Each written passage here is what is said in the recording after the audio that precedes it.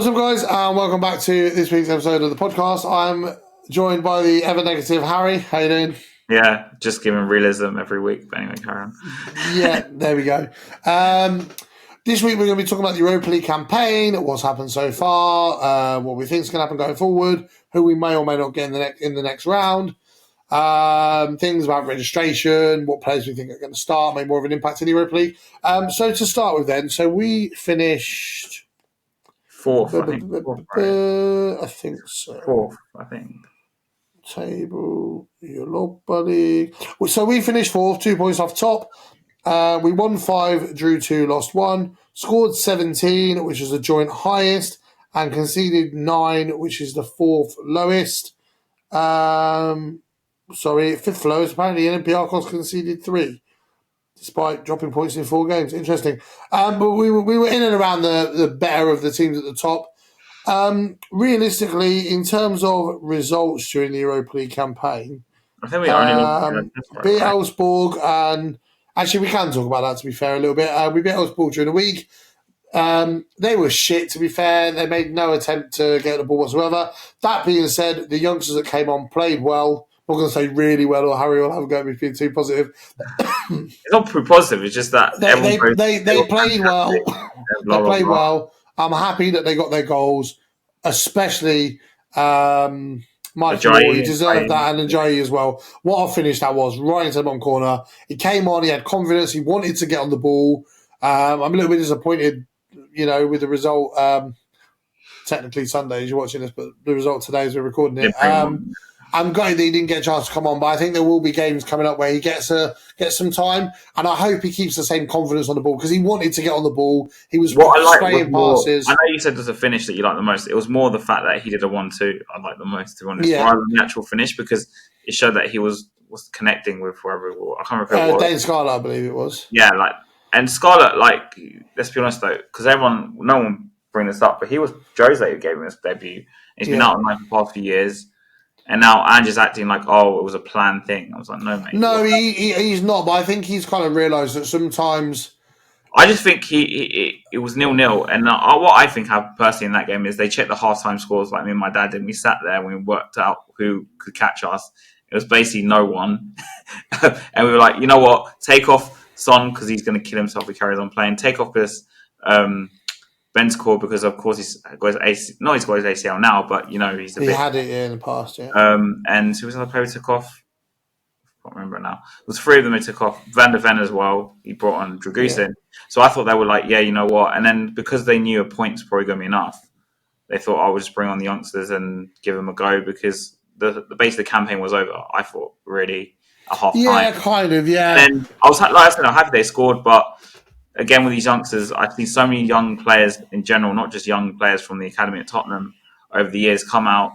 Everyone goes, like Harry Winks, Tom Carroll, all these players come out. Everyone, they're so amazing, next Iniesta. And then a few years later, they might end up being like a mid-Premier League player or whatever. But we've got to see how it goes with them. Yeah. I'm happy that they scored for their own sake, really. Yeah. It will do their confidence a lot of good. And he finally put him on the left because he shouldn't be playing on the right. Yeah. And he finally, unsurprisingly, started to play well. I was like, although ironically, Moore scored from the 10 position, but it's. I know, but what it is. Left, in my opinion, anyway. Hoffenheim, we beat 3-2. I'm not going to lie to you, we should have been 4 or 5 up at half time. That was a really hard watch in the end. We made it difficult upon ourselves, but difficult Spurs. But again, won a game we were expected to win.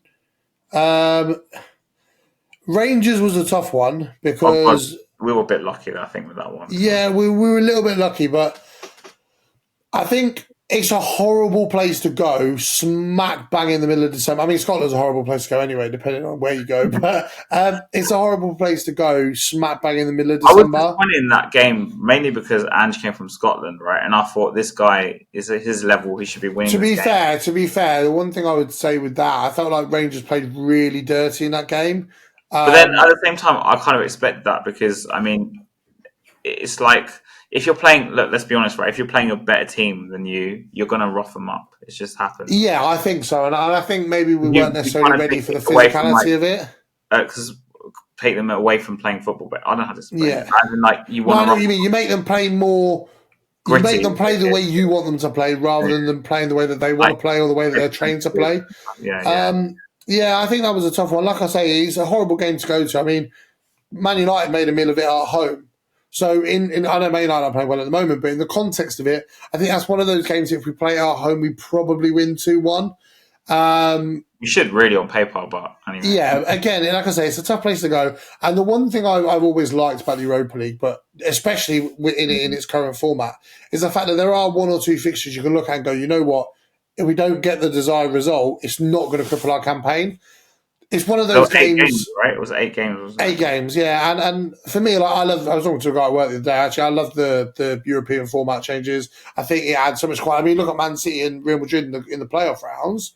You know, I disagree because I remember the old UEFA Cup, and back then, I think there was even a point where there were no groups anyway in Europa League. It was just games. Pairs. I really enjoyed that because it was just like every game mattered. Oh, I can't remember that far back, so I'm not a pensioner. Yeah, but every game mattered. I was like, that was good, man. But obviously, they went to group format. Now they're going to like the league thing. But I don't personally. I disagree. I don't really like the format. But that's because I'm used to, Yeah, whereas for me, I've played this format on Football Manager for the last 3 years, so I'm used to it. Roma, a little bit of a disappointing one, if I'm being honest. They should have been to draw right at the end, and we had enough in it and about that game to kind of get a result, especially looking at the team we played. The one thing I would say with the Roma game, I think the thing that frustrated me the most was that period was where I started to look at Forster and go, we can't keep this guy in goal till Vicario comes back. If you think you were right about that, you should have heard my dad at the Forster game. Yeah, so in the context of like a point, cool, we had Vicario or we had Kinski now in goal for that game, we'd probably win that game. I disagree because I thought we were in control in the first half, and in the second half, as we've seen many times this season, I don't know what he says to them at half time, but we kind of lose control of the game, and it becomes like, as we saw against Leicester the week. Who gave away the set piece that Ndika scored from? It was Dragusin, I'm pretty sure. It was all Roma. And I'm pretty sure it was Dragusin that gave away that set piece. And that kind of came at a difficult time because, like you said, we were in control of the game. And, there wasn't really a point in which I'd sit there and think, oh, you know what, we're gonna concede here. Give away a needless set piece. They score from it. And that was frustrating. But again, in the context of Forster in goal at the time, it's one of those results like the Rangers won that in an ideal world you'd like to win. Probably should have won it with a better team over the whole 90 minutes, I would say, because we came back into the fruition of things right towards the end before they went and scored. But that's one of them. It's like the key position in the goalkeepers played such a big role. For me, that's an iffy one. Galatasaray is a difficult one. I'm going to be really honest with you with Galatasaray. He picked the wrong team. I would not put those young players in that game. We need to go there and get like a point to keep, because obviously our away form's crap in general. Yeah, I would have gone there and said, "Look, guys, let's make sure we keep it tight. We try and get a point here because at least in my opinion, would have bred some confidence in the away form." But we went there, did his rotation stuff, and it was a car crash. Yeah, ultimately, he rotated on the wrong game. I'm not even joking. We could have seen that 30 goals that game. He rotated on the wrong game. Forster, I didn't think played particularly great as well. That's when Lancashire scored and he got sent off, remember? Yeah, well, I was going to say that actually. And the one thing I would say about that game is even though we played with 10 men, we kept fighting to the very, very end. And that's something that gives me confidence going into the knockout stages is, especially if we play an away leg second, is let's say we win 1-0 at home and then go to the away team and go 2-0 down. We've got the fight and the spirit and the determination to not, like, I'm not seeing our heads drop. In the first period of bad form under Ange, like in the first season, we said this, our heads dropped significantly. I saw that at Leicester last week. They scored the equaliser, our heads dropped, and then they scored the second, and that was it. The game was over, really. But I don't think... For me, I think... We hit the bar twice in that game. I want us to be playing away first and home first. Yeah, obviously, that's the dream, isn't it? That's the dream, isn't it? But, I don't know, but I think that game, Galatasaray game, I don't think he managed that correctly.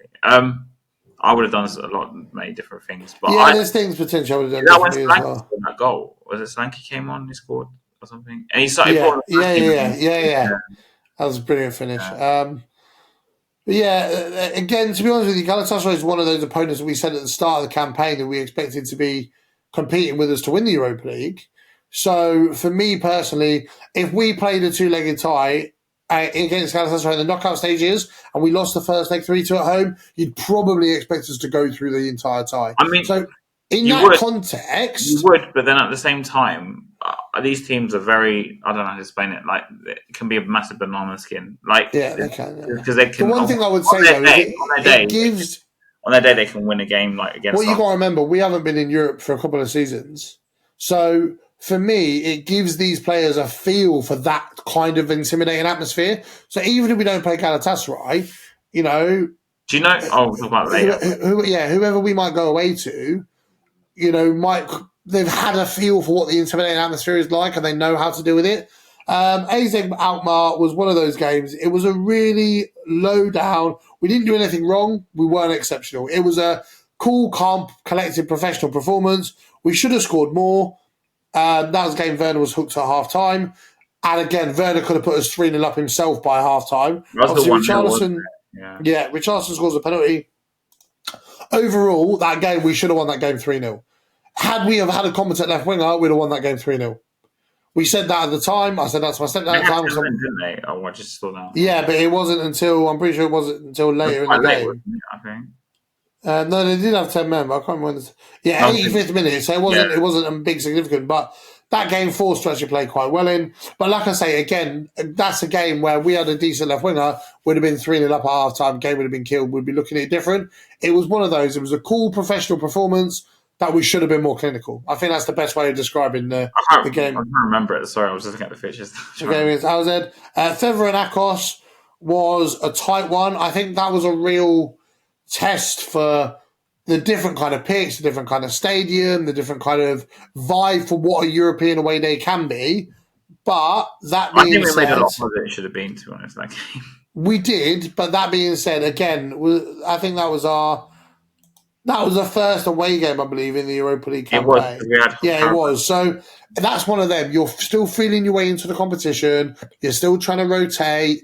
Like, he went quite heavy rotating in that game. That's not the end of the world. And then the Carabao 3-0 is the Carabao 3-0.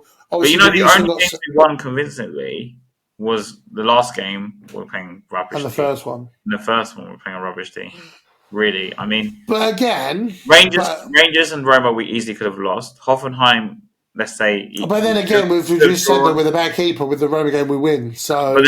But Alkmaar, we should have won by a bit more. Ferencváros, I think we deserve to win just about. Like, if we we did enough to deserve to win, but not batter them, if that makes sense. Yeah, like, it was about right result, the 2-1. So in that campaign, obviously, we scored 17 goals, which was a joint highest with Lazio.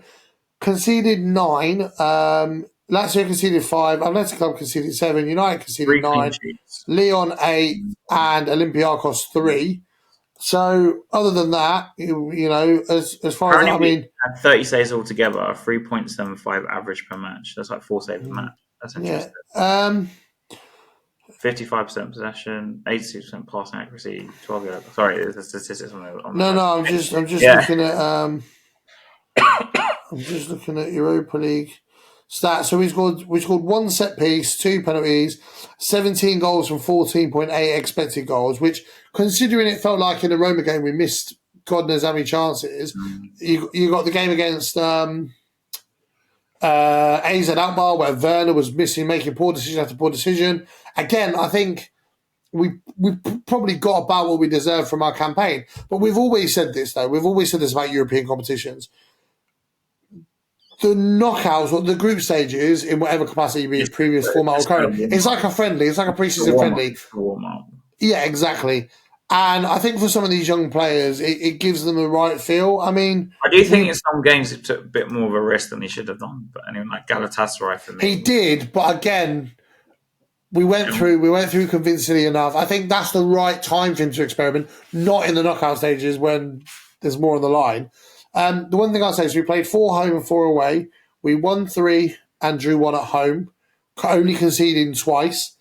And we won 4, 1-2, 1-1, lost 1, and conceded only 1 more goal than we scored. So our away games were harder on paper as well. On paper, yeah. Rangers right with the 2 I remember seeing. I was like, we were the 3rd highest ranked team from the finishes in terms of exceeding expected performance. Galatasaray were first, Lyon were just above us. We were the same expected goals per game as Lazio, who were second in that list, and Galatasaray had the most expected goals. Conceded per match, ours is the 8th lowest, which again, that's not quite as good as what we expect, but I think the away form and the extra 2 against Hoffenheim that were completely unnecessary, the one last minute against Roma that was completely unnecessary, I think that the Roma goal was coming. the Roma one was coming. I was there. Yeah. The goal was coming. Average possession was in and around right. 2 goals that were ruled out for offside or something. I think something like that. Yeah. Clean sheets, we were 4th on the list. Goals per match, we were joined 2nd on the list. Expected goals on the match, we were 4th on the list.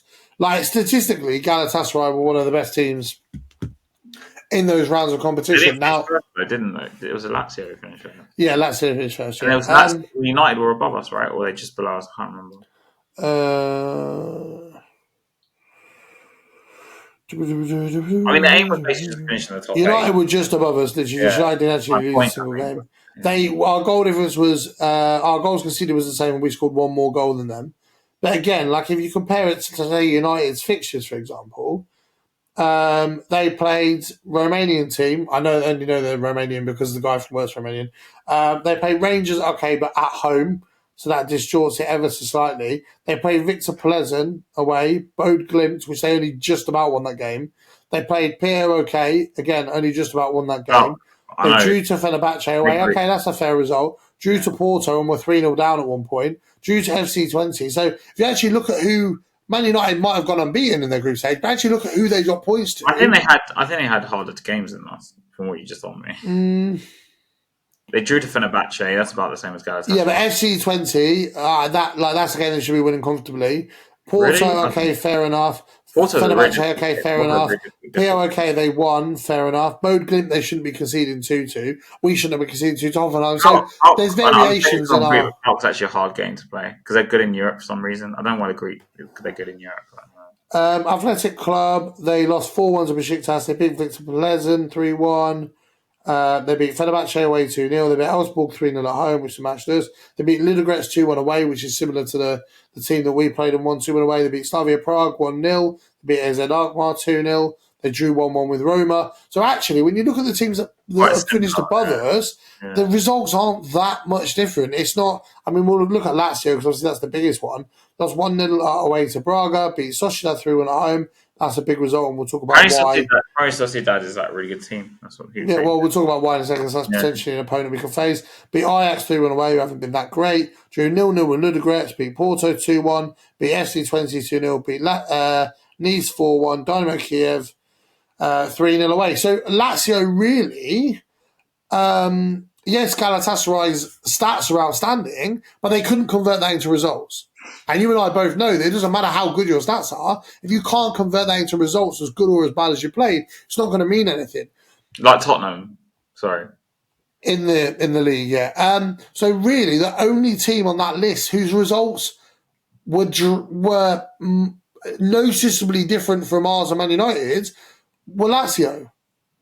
You know, and I think they are.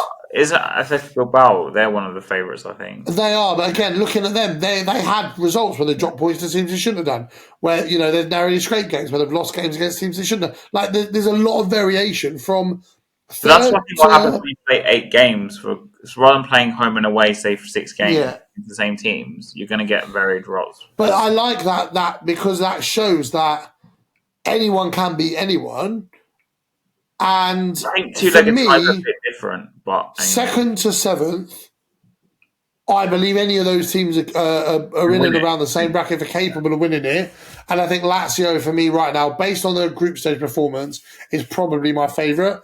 The one thing I am worried about, Olympiacos only conceded 3 goals. I would say something. The Greeks, I'm saying Greek as Greek, they would tend to defend really well, so that's probably why. I mean... Yeah. Olympiacos have always done well in Europe as well. You probably remember years ago they did beat Arsenal 3-1 once. Like they tend to step up in Europe. They just. I watched that game actually. So for me, that's the only team that I'd sit there and say outside of that bracket. But again, they've only scored 9 goals. So Frankfurt made the top 5. Yes, they're defending well, but they're not.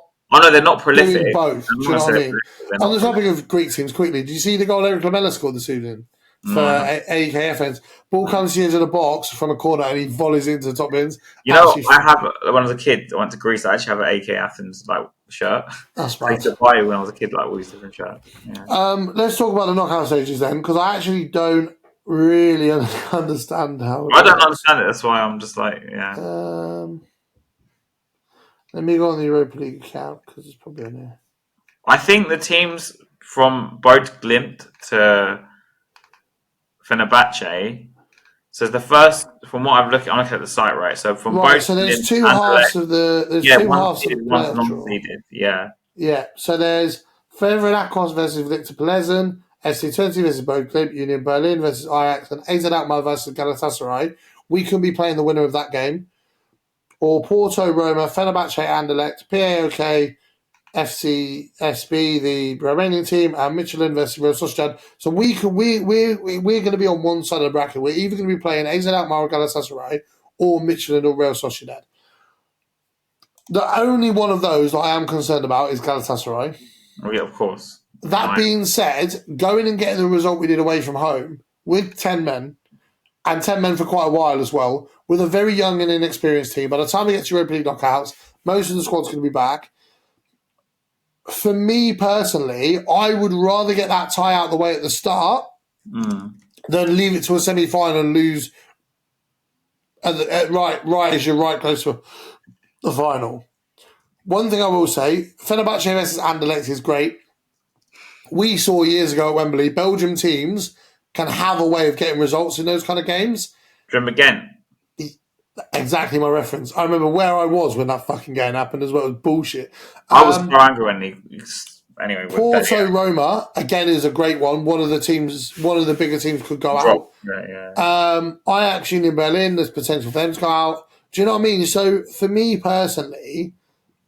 So do you know who we can play? We'll get the winner of either AZ Alkmaar or Galatasaray or Michelin or Real Sociedad. Oh, so basically they play those games, whoever wins, win, and then they redo it again with those. One of the two. Yeah. So was it AZ at Michelin and Real Sociedad? So again, for me, I'm not too worried about. I wouldn't be worried about Real Sociedad or Michelin if we're playing at home second.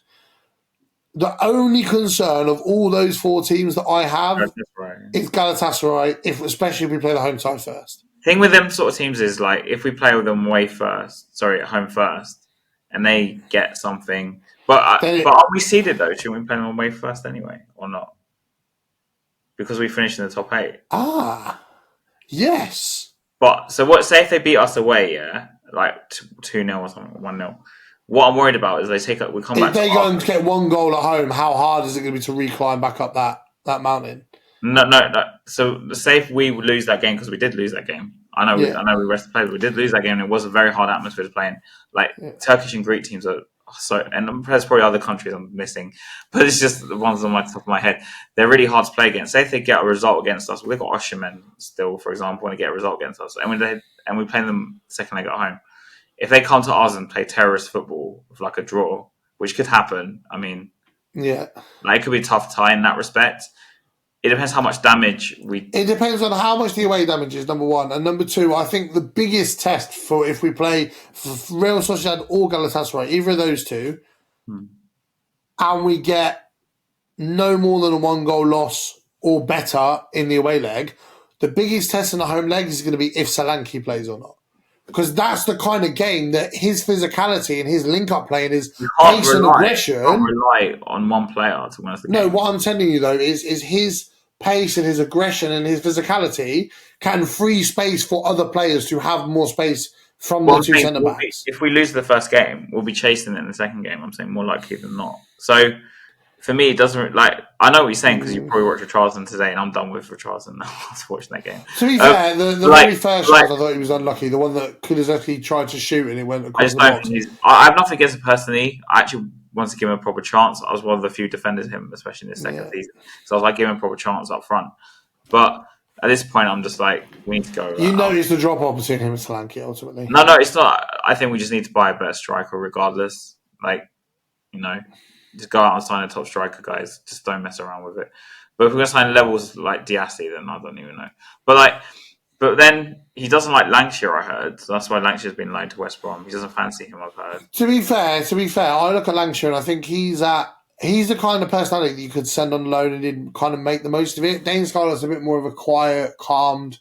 Well, he does look more ready now than he did a few years ago, to be fair. Scarlett? Oh, but yeah, Scarlett. Yeah, but he does. It remains to be seen how he's only 20. This is what we do have to remember. He's only 20. I remember when he played under Jose, and to be fair to Jose, I thought he managed it really well because he played him with a striker, so he wasn't by himself on his own. That was Jose's find, I think, really, and people will not mention that. But also, I think he's come back and he looks, for what I noticed, maybe because he's older, I don't know, he looks a bit stronger. He looks a lot stronger, ready for the fight. Which is why I'd say the header he had before, he was kind of shying away from those situations. A championship team to toughen him up because he's just weak as hell. Yeah. When I would look at him, I'm just like, this guy's getting bullied. It's just, especially because he's quite tall. I'm quite surprised. But today, I'm just like, what did Bergvall do last week? What did he do? Just nothing. But maybe it's to the fact he's playing a much rougher league, much rougher. Yeah, so sorry to cut you off. So the round of 16 format. So I tried to work it out, but you know what? I was I've got it here. Late. Right. So the winner of FC Boglimt and the winner of Boglimt and FC20 and the winner of Fenerbahce and Anderlecht will play home first to the winners of the they'll play at one of those two teams. Will play at home to Rangers or at home to Olympiacos first.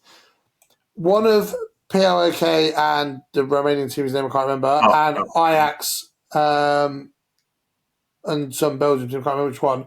One of those two teams will play one of Frankfurt or Lyon, again away first. One of Sevilla or Michelin and Galatasaray or AZ Alkmaar will play one of Tottenham or Man United. I saw that thing, Tottenham or Man United. I was confused about what that meant. But anyway, yeah, so basically they've split it into 4 sections. Yeah. So they've got 2 games on each side of the 4 categories. And then those 2 winners will play one of the other 2 seeded teams from 8 to. Yeah, so that's right. So United could play the same teams as us. Basically, that's how. Us and United could get either of the same team. In an ideal world for us, we'd want Galatasaray against United, and I'd say Sociedad against us personally, just purely for the fact that Spanish teams seem to be a lot less physical and a lot more about ball control. And I think that suits the way we play because as long as our midfield is actually fucking pass the ball, because then all of a sudden we're going to put them on the back foot. They're going to have to defend constantly rather than having more of the ball, which they used to. They used to be now to... Or they could always dominate us with the ball. Let's be honest. Yeah, but I don't think that's going to be the case, to be fair. The one thing that's interesting to me... I don't really know a lot. I don't know. I must confess, I don't know a lot about the other European teams that well. But I think a lot of people were sitting there saying, this will be an easy draw. This will be an easy draw. Yeah, no, it won't be. In the draw in itself and the original draw. And we struggled against some teams where I didn't think we on paper really should struggle. Yeah. And so writing off this Michelin and who's the other team? Alkmaar. We just about beat Alkmaar 1-0. I think it's a bit stupid because these teams, you might say, we should be beating them. I'm not saying we shouldn't be beating them. I know what you mean. They could always just do a random result. I've seen it in Europe before. It's oh no, they've got no chance. I mean, we've been there. Look at when we played Real Madrid at Wembley, we won 3-1. Nobody gave us a look in. But we're a much better team then. The thing that interests me in the first round of the section, obviously you're meant to get the easier teams that finish lower in the playoff phases. One of Roma or Porto is going to play Lazio or Atletico. Now we've said, based on the stats, that Lazio is probably the main standout. And then the next 7 teams... They're going to play Roma. That'll be so good. If Lazio play Roma and Roma go through, I would back us more against Roma in the knockouts than I would Lazio. And all of a sudden, it completely... Even if, let's say Porto beat Roma 3-0 over 2 legs, Porto go away to Lazio first and get a 1-0 win. Porto are a team with European pedigree. Yes, okay, they're not a favourite because they've fallen off a cliff, but you and I both know that European pedigree can be enough just to get results by itself. You forget they won a Champions League under Jose like 20 years ago. Exactly. I mean, even like you look I don't at think any of these teams will be easy because you look at when Arsenal played Chelsea in the Europa League final in 2019, right? I said it at the time. I was absolutely confident Arsenal weren't going to win it, even with Unai Emery. And the reason why, because Chelsea's European pedigree. Like Arsenal don't have confidence in Europe as a club. If you come up against Arsenal in Europe, this is why Jose Mourinho changed Chelsea when he joined. Completely. Exactly, you don't sit there and think about Arsenal, getting to the Champions League final and losing to Barcelona. Yeah. If I said to you, Arsenal Champions League, what do you think of? You think of them getting battered by Bayern. You think of this result. You think of that. We got back Bayern as well, 7-2. No, but what I'm saying, they lost 10-2 to Bayern 3 years straight or something. And then Barcelona they used to get loose to Barcelona every year. I remember exactly. So you don't sit there and picture Arsenal as a team that can go the way. Even now, Tottenham have been in the Europa League for years, but even when we first got into the Europa League under Poch, people put us in the bracket just because of our pedigree in the competition. I guess I'm the minority. I didn't think so. No, you didn't because you're Mr. Fucking pessimistic. But not really, because we. Okay, all right, but not fans. Actually, Spurs, really, historically speaking, we were the first team to do the double and win the UEFA Cup, European Cup. But since then, in like the 90s, we were out of Europe for like how many years was it? Yeah, for a while. No, but what I'm saying to you is the Europa League pundits themselves put us in that category purely because we've got the experience as a club winning it. We've got the stature as a club winning it. Whereas someone like Arsenal doesn't have that in any European competition. So that's where I think Porto could give Lazio a run for their money. I mean, I'm going to check. I look at Atalanta, who won it last year. I wouldn't have pegged them as European pedigree, and they won it against the old. No, but Leverkusen, I wouldn't put Leverkusen in that bracket either. Actually, they kind of were. Leverkusen back in the day kind of were European. I mean, Lazio finished runner-up in the Europa League once, and they've never won anything in Europe. Lazio, the last time Lazio won something was 1999-2000, and that's when they won the Serie A. So, do you know what I mean? It kind of... Those ties, I mean, you look at Roma even. Roma relatively recently won something in Europe. They've made the Europa League final. So let's say Roma beat Porto 3-1 over 2 legs and Roma go to Lazio, they go away from home. I've always said this as well, that European games against your own domestic teams that you play twice a season don't feel like a home and away tie. It almost kind of feels like 2 ties at a neutral venue because you played there frequently enough. You look at Liverpool... you look at City when Liverpool played in the Champions League a few years ago. I think Liverpool got a semi-good result at the Etihad and went and played them and annihilated. What was that? Oxlade-Chamberlain scored a screamer. Was it 5-3 or something stupid? Well, I think. Remember. Did you maybe not old enough? So in the 2000s, you remember when the European sides in the Champions League used to always get into like the last 8. The English side, sorry. Yeah. And then I remember there was one year. Who was it? I think it's the United-Chelsea final. Yeah. And the semi-finals were like Liverpool versus Arsenal or something. No, Liverpool played Arsenal one year. I think Chelsea played United or something. Anyway, but what I'm saying, they used to be like, and then the quarterfinals, all the English used to make it. So it was always really interesting because obviously it's like a 2-legged thing. Yeah. And you're basically playing a domestic tie, really, I guess, over 2 legs. But the atmosphere is very different to a league game, I think, personally, because I remember during those time periods, okay, they played each other in the league, but it was like it was almost like a different atmosphere. It was like a cup final. Even, do you remember when... So, back in the day, Europe back in the day used to play 2-legged finals. Yeah.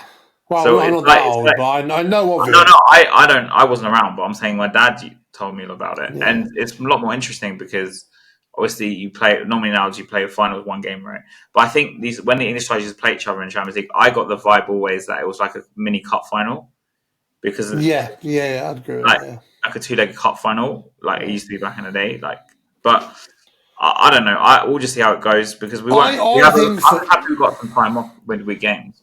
I think for me, if Galatasaray go out to us or Man United and Lazio go out to potentially Porto or Roma, I think it blows the whole competition wide open. Because then apart from Frankfurt, there's not really anybody else I'm concerned about. I mean, you say that, but Olympiacos, I still quite concerned about them because Was it Yeah, them? but again, they're going to end up being on Is it them the who won the opposite Conference League? corner, so we Is it them wouldn't who won play the them. Conference League? Is it them? Wait, was it them? Yeah. They won 1-0. I watched them play Villa that year because I was Greek. I'm going to watch Yeah. Villa. And mate, they like proper done Emery. Like it was over both Yeah. legs. I watched both legs fully because I was just interested because I was like Olympiacos.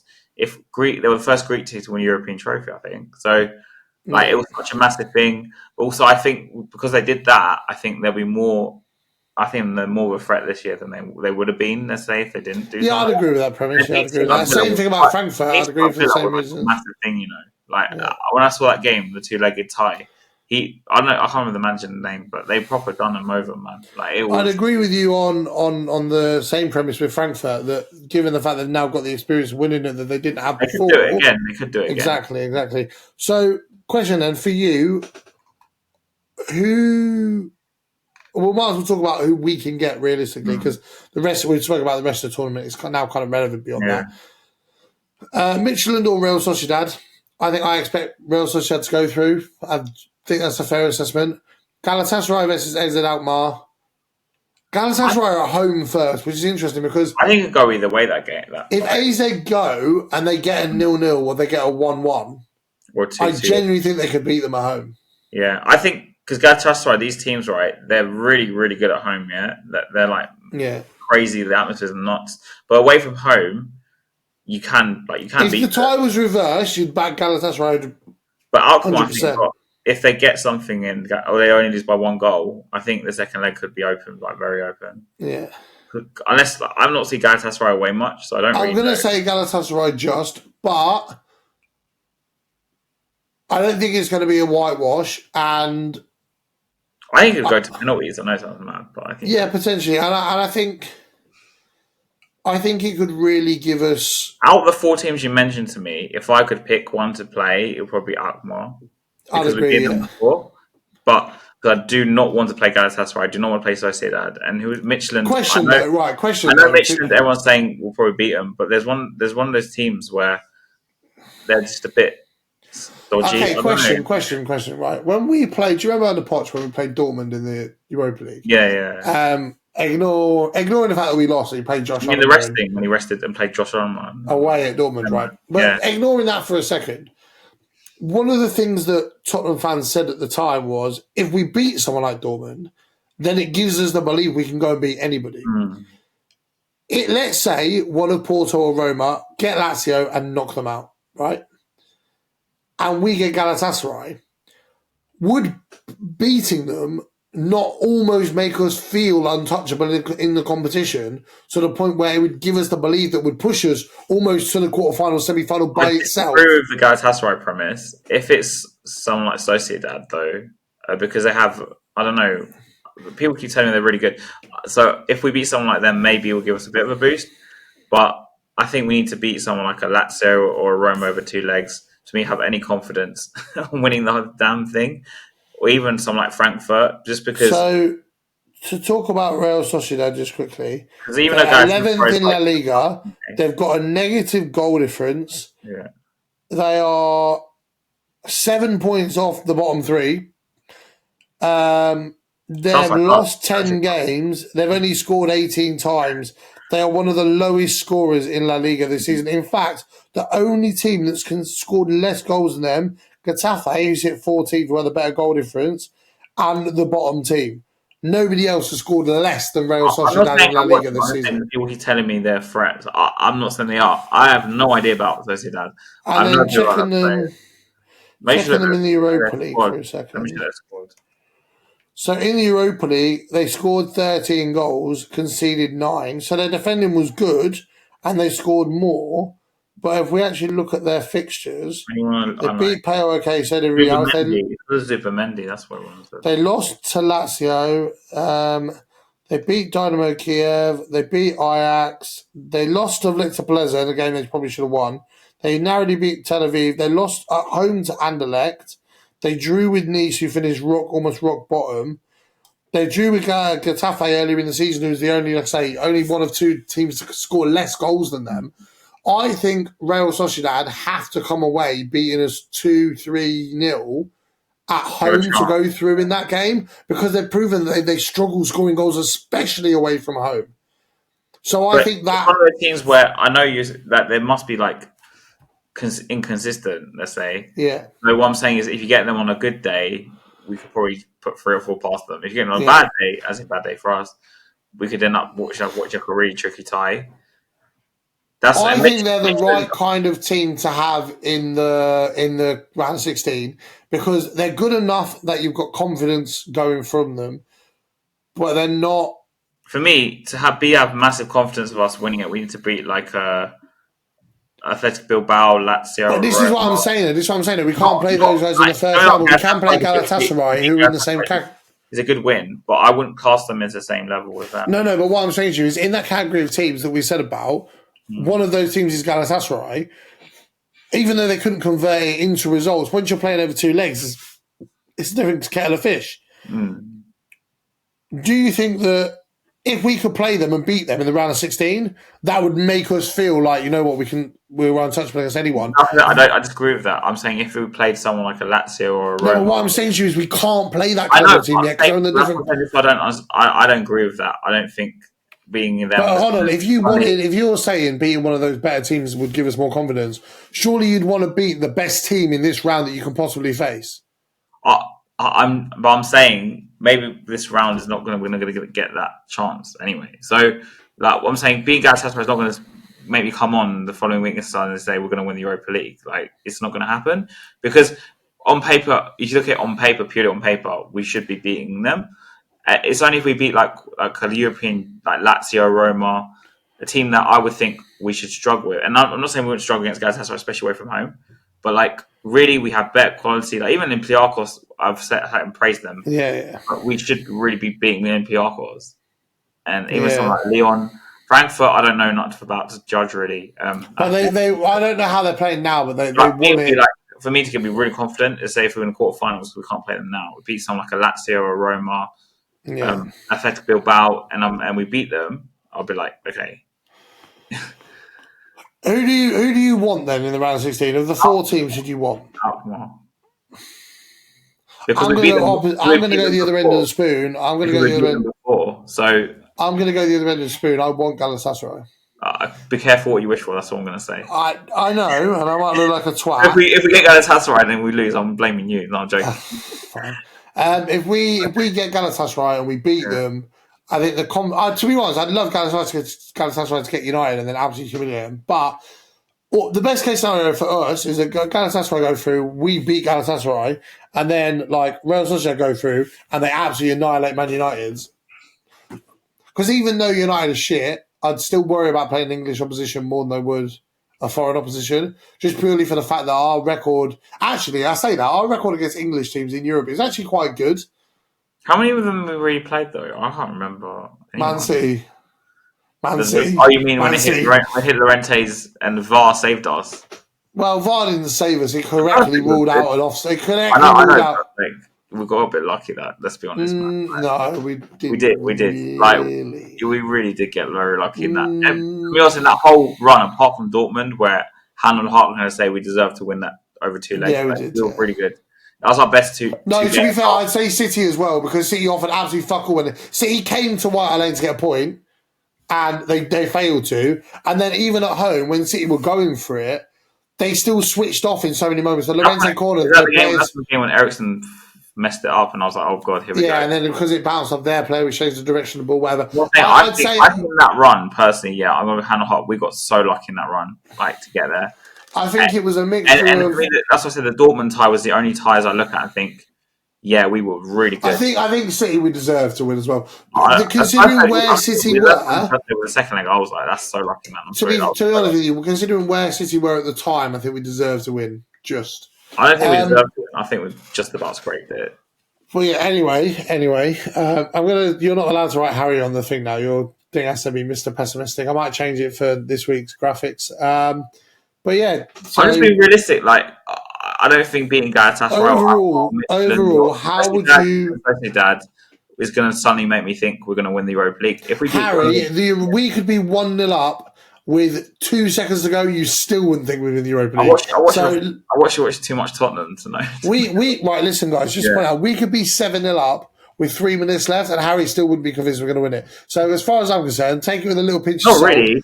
Actually, not really. Yes, really. Not really. Yes, really. We were 7-0 up against City in that leg.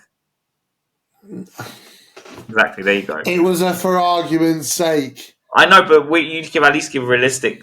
All right, then. When we were 5-0 up against Southampton, you probably thought we were going to lose. No, actually, I thought we were going to win against Southampton, bottom of the league with 9 points. Well, not anymore. They picked up 3 points. No, actually. But anyway. Just quickly then, for you, who do you think our best player was in the Europa League phase? Let me just think. Let me look at the fixtures again. Let me try and remember. Yeah, I've asked the question I don't actually have an answer to myself. Oh, great. It's easy to say Kulusevski, to be honest, but probably Kulusevski. Probably Kulusevski, to be honest. I was thinking Mikey Moore, but I don't think he played enough games. Do you know what, right? Just purely based on the amount of goals he actually scored, I'm probably going to say Son. Really? Yeah, because he got a fair amount of goals during the league campaign. Who do you think is going to be our most important player in the knockout stages? Probably Kulusevski. I'm going to go either Kinski or Spence. I think Spence's physicality, right, just like to point out, by the way, if Ange doesn't register Spence for the knockouts of the Europa League, I'm genuinely going to throw myself off the skywalk without a rope, right? Just, Ange, please, listen. He will do it. We know he will do it, but... Just some transfer news. Someone just told me. Oh, God. I don't know if it's true, though. We apparently want Igamane from Rangers for 30 million. I don't even know who I don't know who that is. Probably some bloke who dunked on us when they played.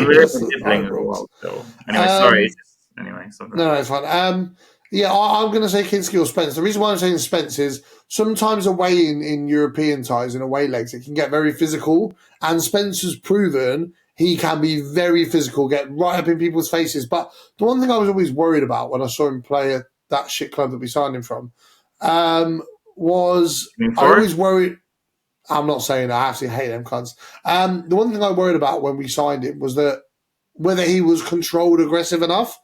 He's proven definitely this season he can be more than controlled aggressive.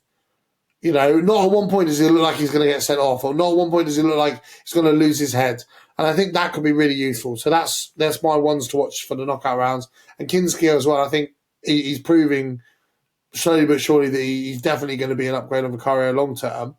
So I think he'll be key and crucial. And he's used to playing in away anyway. So well, the other thing with Kinski that I would say is he plays a lot away, or had played a lot away in Europe for Slavia Prague. So I think that gives us an advantage as well. Yeah, he's got that experience and that kind of maturity beyond his years for ties that can be complex and difficult in what should be simple moments.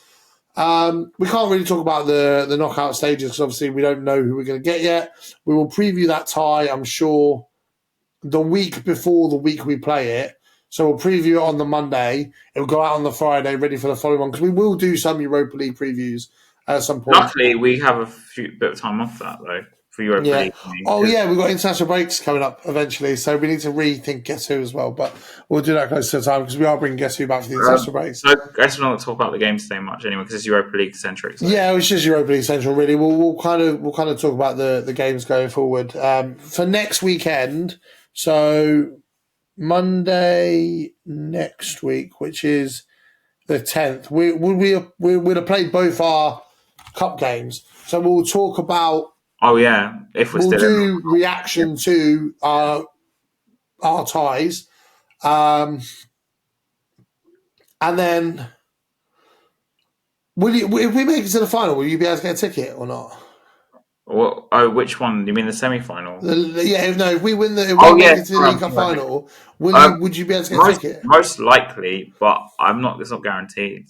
I mean, because if you don't get a ticket, what we'll have to do, I'm booking off work regardless. If we make it to the final, I'm booking off work regardless. But if you don't get a ticket, I'll have to come down to London and we'll vlog it a little bit and do a bit of reaction stuff. That'd be pretty cool.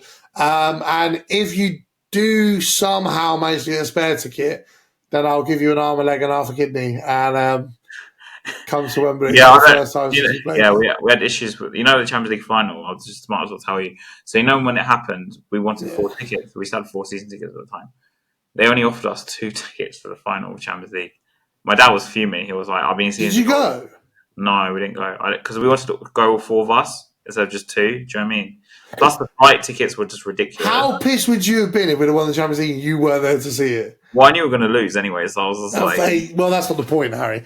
But yeah, cool. We'll leave that one there for this week. Then next week, like I say, we'll react to Liverpool and Aston Villa in the cup. Straight away, actually, because we'll probably record. We'll probably record it on the Sunday, because right now I'm working 6 days a week, which is good fun, which is why I look like shit. No, I'm joking. I've had the day off today. Rocking my retro Spurs quarter zip that I bought myself for my birthday, because... It's really nice. I really like the old one, honestly. Yeah, it's nice, isn't it? Funding the summer transfer policy. I showed my stepdad, actually, the leaked yellow kit for next season, because I told him we were joking about it a few weeks ago, and we were talking about like the yellow kits and how we rejected all the yellow kits when we were ranking them. But his first kit was a yellow kit with a central badge with the old school badge. Has he got the old one with the... He hasn't got it anymore, but that was his first ever kit. I remember that kit. I can't remember exactly what year it was, but anyway. And like I said to you last time when we spoke about it, that he'll guarantee he'll get that kit. So I showed him it. I showed him the home kit. He was like, not sure how the light and the dark blue shades will go, which is what I've said. I don't know if I'll get the home kit next year. Showed him the all black one, which I'm going to get because I've wanted an all black kit for ages. Ever since we had the one that was the away kit, the home kit was white with like tiny flat bits of yellow stripes on the shoulders. That's red now, isn't it? I think. 2010. No, it was first year in the Poch. Superhero one. Oh, we think of the other one. Okay. Yeah. And the away kit to that was like the last black kit I think we've had in a while. So I'll get the black kit. And I showed him the third kit. He went, hell to the fucking yeah. Because I buy him a Spurs kit every year for Christmas. And I knew that's the one he's going to get. And the minute he saw it, he was like, yep, I'm having that bitch. But I'll probably get that as well, even though I was a hater of yellow kits. So. Oh, I still don't like them. You know what? When I was growing up, they were shoved in my face every year. It's like, it's an away kit. Because basically, the old stadium, right? Anyway. So before they built the big, I don't know how many people watch podcasts that know about the old stadium that much, but the old stadium, right? The old White Hart Lane, the true White Hart Lane, before we got commercialised. So there used to be club shops, okay, right? And before the massive club shop was built. And I'd go in, right? And there was a club shop within the stadium because I have West Stand, right? And we'd go in and we'd look at the kits and whatever, and it was merchandise. Every year I'll go in, I'll go, let's see the away kit. It's yellow. Yeah, fuck that, yeah. It's funny actually. I was teaching my little brother and saying that only real first Spurs fans refer to it as White Hart Lane. And apparently he started to argue with a kid the other day at school who was calling it Tottenham Hotspur Stadium. And he went, no, you don't know what a real stadium is. He the best line he said to me, right, when we were walking up to the stadium for his game the other weekend, he was like, it's not a stadium, it's the stadium. And I was like, you know what, mate, listen, you might have been a fan for 2 minutes, but yeah, his mum texted me earlier going, let me get this straight. Tottenham, you got him learning early, but Tottenham didn't score. You got him learning early with the Leicester game, I guess. Yeah, of course I have. To be fair, getting him chanting Levy out and whatever. Have you watched the match day vlog? Yeah. Bro, it's absolutely fucking hilarious. And the clip where we're singing "Oh When the Spurs" and you can see him like this. Yeah. Honestly, I love it. I've actually, I'll show you guys. So I've got a frame by my bed, right? And I promised him that I'd replace the photo because it was an old photo anyway. And I replaced the photo with one of me and him from the game. So that's on my bedside table now. It's just funny how he predicted us to lose and you predicted us to win. And we lost. He was right. I was like, this guy knows to be a Spurs fan. He's not even walked in the Honestly, it was brilliant. And even I asked him who his favourite player was the other day because he did some. I love how we're completely finished from He did some Spurs quiz about what player you are, and he got Ben Davies the second time. The first time he got Harry Winks, but the second time he got Ben Davies, and he seems to like Ben Davies at the minute. But to be fair, like I say, he's become Mr. Consistent recently. Daddy Ben. Was it Daddy Ben? Exactly. Oh, yeah. And then he said to me, I've changed my favourite player. I said, who is he? He went, well, Richarlison, because Richarlison scored. I went, mate, listen, you'll love him for that one goal, but next time you watch him, no. I kind of hope we've sold him before Theo has to watch Richarlison again, so he can just remember him for that one goal. and not everything else in he'll probably between. be sold, to be honest. I think. Yeah, I think he will be. But he made me do the quiz, and it's like, this is off topic, but so at work we're doing a Harry Potter quiz. So this guy called us over on my magic course to do the Harry Potter quiz, especially because I have like a Gryffindor scarf. Anyway, so I did it, yeah, and it asked a question about like, what Patronus would you have, like what would you like doing. Anyway, I got Harry Potter, but in Slytherin. I'm basically the bad man Harry Potter, apparently. Oh God. So if Harry chose Slytherin and turned bad, basically that's basically me, I think. Yeah. So I got he did the Spurs quiz with me on FaceTime this morning. Right? We were on FaceTime for about an hour and a half, and he did the Spurs with me, and I got wings. The description given to me: slightly useless but quite cute. Not much going on upstairs, but everyone babies you. You secretly love it. It's like, what the fuck? But yeah, that was quite amusing. This Sassy Lone agreed. What? Come again? Oh God, really? Sorry, last one on Spurs are streaming, and the one that the title is Danso signed. Disassi Lone agreed.